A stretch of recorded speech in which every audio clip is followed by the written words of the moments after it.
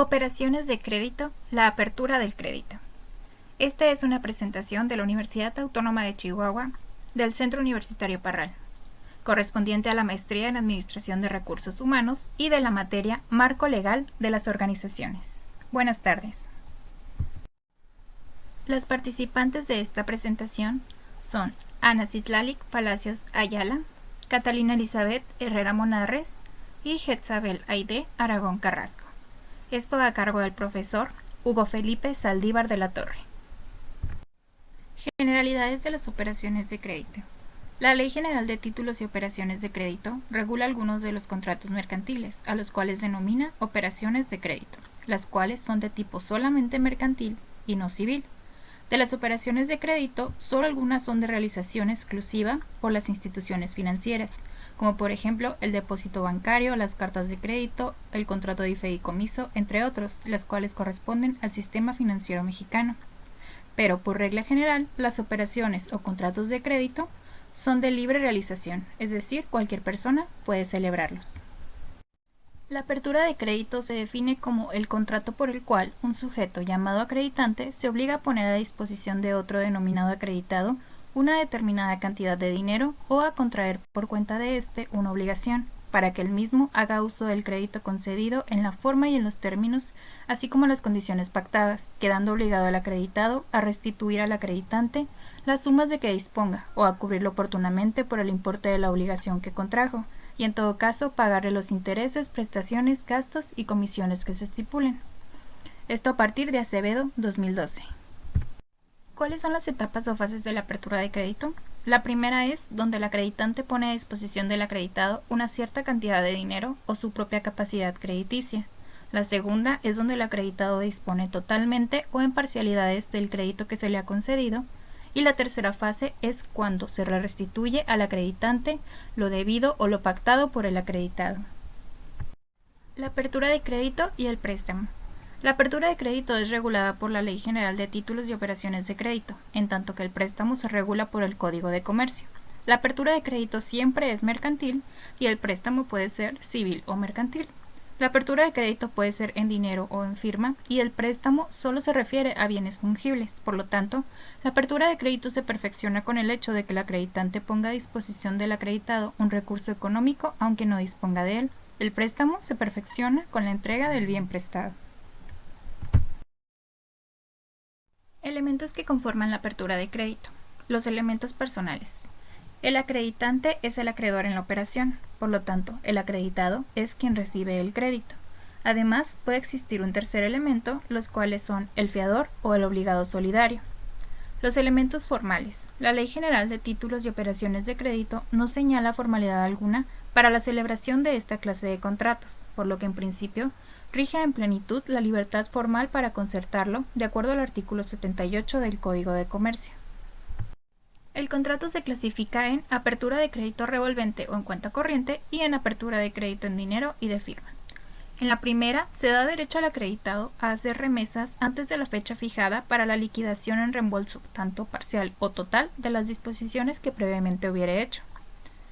En el segundo, consiste en poner a disposición del acreditado una suma determinada de dinero para que éste disponga de ella en los términos anteriormente pactados. Límites de crédito y disposición. Si las partes fijaron el límite a un importe de crédito concedido, se entenderá, salvo en pacto contrario, que en él quedan comprendidos tanto intereses como comisiones y gastos que deba cubrir el acreditado. Por el contrario, si no se señala un límite, se entenderá que el acreditante está facultado para fijar ese límite en cualquier momento. Es práctica ordinaria la suscripción de un pagaré por cada disposición que del crédito haga el acreditado. Este pagaré no puede ser descontado o cedido antes de su vencimiento a menos que el acreditado lo autorice en forma expresa. Pero negociado que sea, el acreditante debe abonar su importe al adeudo del acreditado. Reembolsos y extinción del crédito. El acreditado debe restituir al acreditante el importe de las cantidades de que hubiese dispuesto, más los accesorios pactados en la fecha prevista en el contrato. Cuando no se hubiese fijado un plazo, la restitución debe hacerse al expirar el término señalado para el uso del crédito, o en su defecto, dentro del mes siguiente a la extinción del mismo.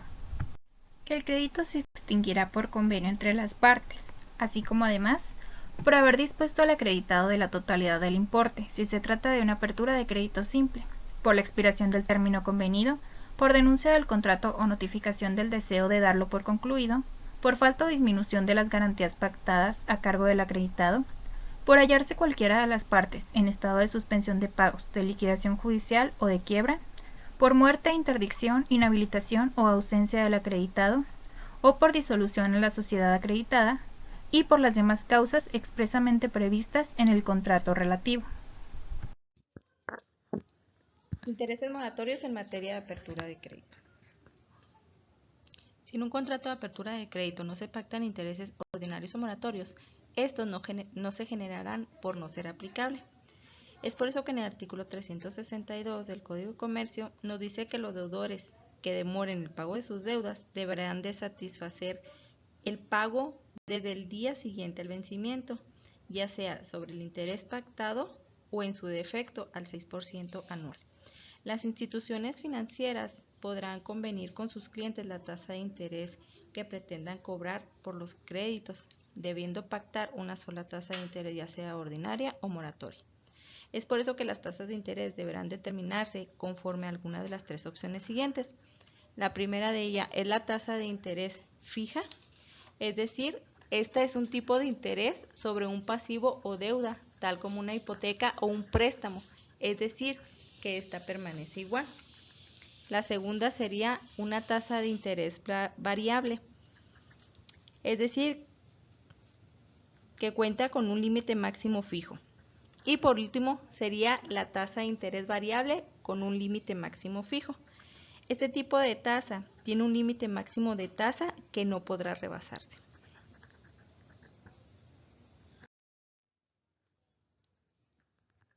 Integración de los títulos ejecutivos derivados de los contratos de apertura de crédito. Cuando en el otorgamiento de una línea de crédito, en alguna de sus modalidades, intervienen instituciones del sistema financiero mexicano como acreditantes, tal como los bancos, empresas de factoraje financiero, arrendadoras financieras, sociedades financieras o financiera rural, es frecuente que las leyes faciliten la cobranza judicial del adeudo a cargo del acreditado mediante la integración unilateral de un título ejecutivo que se constituye con el contrato correspondiente aunado a un estado de cuenta certificado por el contador facultado de la institución que se trate. Los contratos o las pólizas en los que se hagan constar los créditos que otorgan las instituciones de crédito, como lo decíamos anteriormente, junto con los estados de cuenta certificados por el contador facultado por la institución de crédito arrendadora, serán los títulos ejecutivos.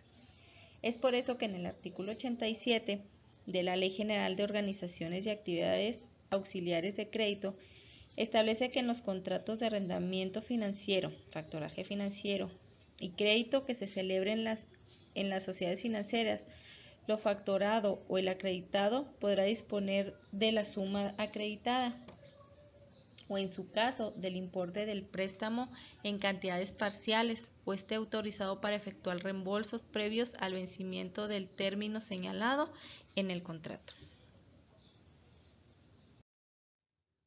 Problemática de la apertura de crédito y su solución jurisprudencial. Se dice que a partir de 1995 se generó en México una grave crisis económica que dio lugar a la constante alza en las tasas de interés. Esto sucedió particularmente en las instituciones bancarias. Es por eso que la Suprema Corte de Justicia de la Nación tuvo que intervenir con la finalidad de encontrar una solución a esta problemática. Dentro de ese tema nos menciona lo que viene siendo la capitalización de intereses. Nos dice que en el artículo 363 del Código de Comercio permite que se pacte en forma previa o posterior la causación de los réditos. Esto es con el fin de que exista un acuerdo expreso, es decir, cuando no se pagan en tiempo los intereses generados se suman al monto adeudado, por lo que la deuda obviamente pasa a ser mayor al igual que los nuevos intereses a pagar. Y los intereses, tasas de referencia alternativas, en contratos de apertura de crédito, la inclusión, entre otros, de un índice o referente alternativo cuya cuantificación dependa de la voluntad del banco acreedor. Esto se debe a que con mucha frecuencia los bancos solo establecían en las operaciones activas que se celebraban con sus clientes que para el cálculo de los intereses fuera una tasa alta la que aplicaba, es decir, del cálculo que ellos hacían, la tasa que resultaba mayor es la que se aplicaba. Aquí nos enumera en dicho contrato tales como los CETES, el CPP, los TIE y los TIP, los cuales se hablarán a detalle de cada uno de ellos más adelante. Les comento que en las tasas de referencia alternativa en México se establece un foro de discusión de participaciones del mercado financiero con el fin de tener como tasas de referencias alternativas. Los CETES son los certificados de la Tesorería de la Federación. Son títulos de crédito al portador atípicos a cargo del gobierno federal, cuyo único agente colocador es el Banco de México. El costo porcentual promedio de captación de moneda nacional es una estimación mensual que elabora y da a conocer el Banco de México, referida al costo porcentual promedio por concepto de tasa y en su caso sobre tasa de rendimiento de los pasivos en moneda nacional a cargo del conjunto de las instituciones de la banca múltiple. La tasa de interés interbancaria promedio. Esta tasa es determinada por el Banco de México con base en cotizaciones que presentan cuando menos instituciones de crédito. La tasa de interés interbancaria de equilibrio. Esta sustituye a la TIP y su objetivo es reflejar en forma más adecuada las condiciones del mercado de dinero. Dentro de la problemática de la apertura de crédito se encuentra lo que es la tasa de referencia alternativa de los intereses. Nos menciona que las instituciones de crédito tienen prohibido pactar tasas alternativas, por lo que deben precisar cuál será el índice referencial para el cálculo de los intereses en cada contrato. Otro problema es la viabilidad económica de los proyectos de inversión para el otorgamiento de financiamientos. La omisión por parte de las instituciones de crédito de realizar el estudio relativo no invalida el contrato, por lo que en todo caso tal defecto solo puede perjudicar al acreditante, quien eventualmente podría no recuperar el importe del crédito otorgado por no efectuar el estudio de viabilidad económica del deudor. Las cartas de crédito son un documento que facilitan y aseguran la transportación del dinero en efectivo. No se trata de un contrato, sino de una forma de ejecución de apertura de crédito. La carta de crédito, de acuerdo al artículo 311 de la Ley General de Títulos y Operaciones de Crédito, deberán expedirse en favor de una persona determinada y no serán negociables. Estas expresan una cantidad fija o varias cantidades indeterminadas, pero comprendidas en un máximo cuyo límite se señalará precisamente. Los elementos personales de la carta de crédito son el dador, el tomador y el destinatario. En este caso, el dador es el sujeto que expide la carta. El tomador es el sujeto que recibe los beneficios económicos derivados de la carta de crédito al presentársela al destinatario para su pago. Y el destinatario es la persona a quien el dador dirige la carta solicitándole u ordenándole que le entregue al tomador o beneficiario el dinero expresado en la misma. La clasificación de las cartas de crédito son irrevocable, que significa que el dador no puede retractarse de la orden girada al destinatario sin incurrir en responsabilidad. Son irrevocables las cartas con provisión de fondos, así como aquellas en las que el tomador haya garantizado su importe o sea acreedor del dador por el mismo. Y la modalidad revocable: en esta clase de cartas son esencialmente revocables por el dador, quien puede dejarlas sin efecto notificándolo así al destinatario. Un ejemplo son las cartas sin provisión de fondos, salvo pacto en contrario.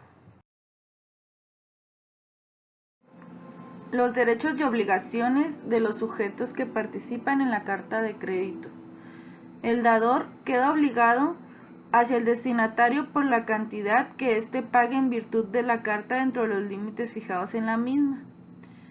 Queda obligado frente al tomador a restituir el importe de la carta cuando ésta fuera desatendida, en el caso en el que la misma fuera por provisión de fondos o el tomador fuera acreedor del dador por el importe del documento. Supuestos en los cuales además deberá pagar daños y perjuicios que resulten hasta por un límite superior del 10% del monto no pagado por el destinatario. Establecido en los artículos 313, 314 y 315 de la Ley General de Títulos y Operaciones de Crédito. El tomador, por su parte, tiene la obligación de restituir al dador el importe de la carta que hubiera recibido del destinatario, salvo que el documento fuera con provisión o el beneficiario fuera su acreedor por el importe de la carta. El destinatario, si paga la carta, lo hará en función de la relación subyacente que mantiene con el dador, frente a quien puede llegar a tener obligación de hacer el pago respectivo, pero este deber no emana directamente de la carta de crédito. El destinatario que paga el importe de la carta es acreedor por el mismo frente al dador, establecido en el artículo 315 de la Ley General de Títulos y Operaciones de Crédito.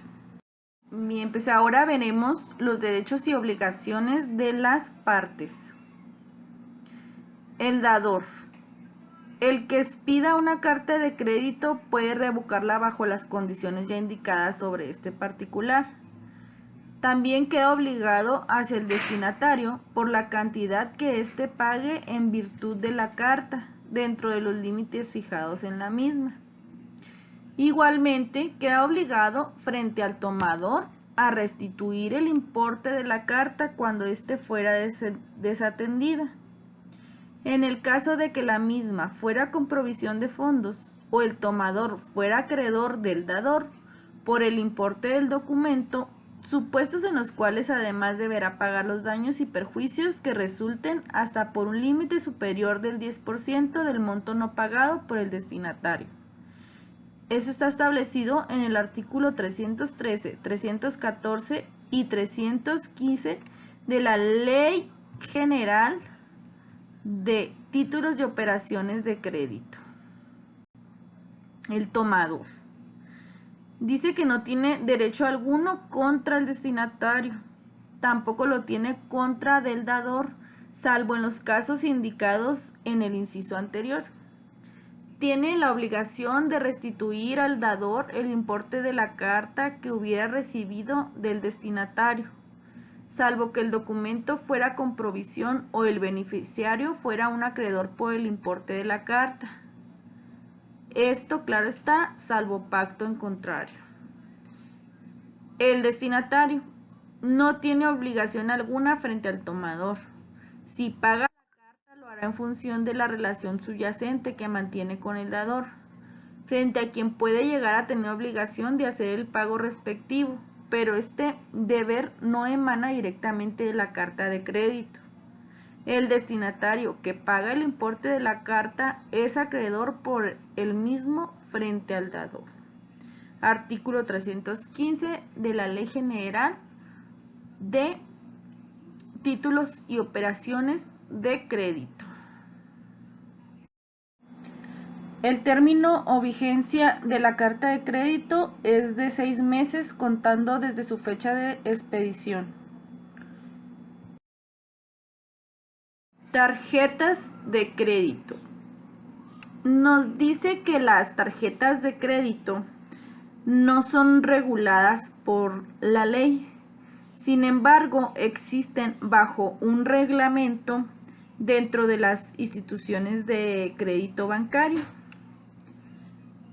Nos menciona que las tarjetas de crédito son un instrumento bajo el cual se lleva a cabo las operaciones que realizan las instituciones de crédito al expedirse con base en contratos de apertura de crédito en cuenta corriente. Nos menciona que el cliente autoriza al banco a cargar la totalidad del adeudo correspondiente de la línea adicional de crédito al amparo de la tarjeta de crédito. Esto a partir del segundo pago vencido de la línea adicional, liberando al banco de cualquier responsabilidad al respecto.